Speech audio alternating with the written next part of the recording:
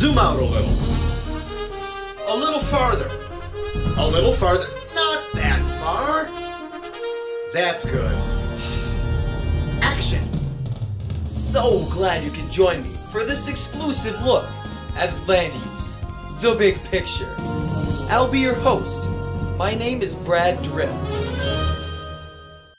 Now you might think that where things like towns and factories and farms are located happens just as naturally as, well, rainfall. But that's not the way the big picture comes together. Let's go back to the beginning. Man has always sought to understand his surroundings. Land. Water. Yes, the part of the world not covered by water is covered by land. In the beginning, land cover was natural, like forests, meadows, deserts, or wetlands.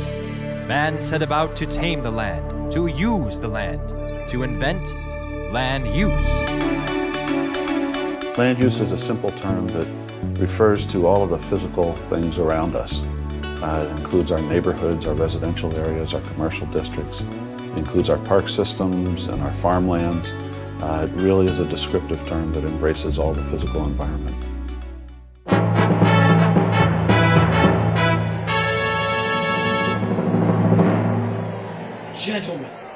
Gentlemen! Surface impervious makes a strong point. The aqueducts cannot be made of cheese. They must be constructed of a surface that will not absorb water. A surface where water runs off. I give my support to Senator Impervious's idea to use concrete, and in honor of Senator Impervious's stroke of genius, from this time forward, all surfaces that water cannot penetrate shall be known as impervious surfaces. And so it began. Mankind set about creating the roads and roofs and parking lots made of impervious surfaces. Soon civilization spread to the New World, where land was plentiful and land use was defined by the homesteaders and claim stakers. I claim this wee parcel of fine land for me own. We owe a debt of gratitude to the early city councilors who really began the practice of land use planning. Planning, keep those planners planning, plan on. Land use planning is a process that involves the community in making decisions about how we use our land around us. It includes decisions about where our neighborhoods are, where our farmlands can be, or how they may be changing. It really is an ongoing process that involves all of our community. As our population grew, land use planning became more sophisticated. Today, land use planning is one of the most important influences on the Macatawa watershed. I volunteered to be a planning commissioner. We usually meet once or twice a month. An applicant will come before us with a request on building or changing a sign.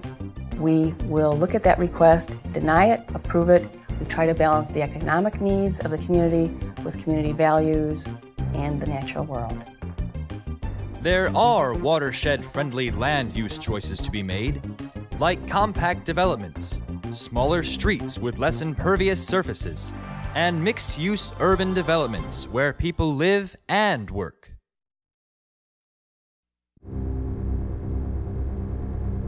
The future of land use is to be determined by you. So contact your local government today and find out how you can become part of land use, the big picture.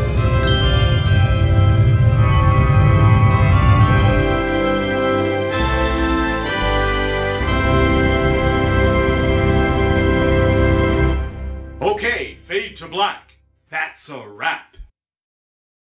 Didn't you love me as the Roman senator?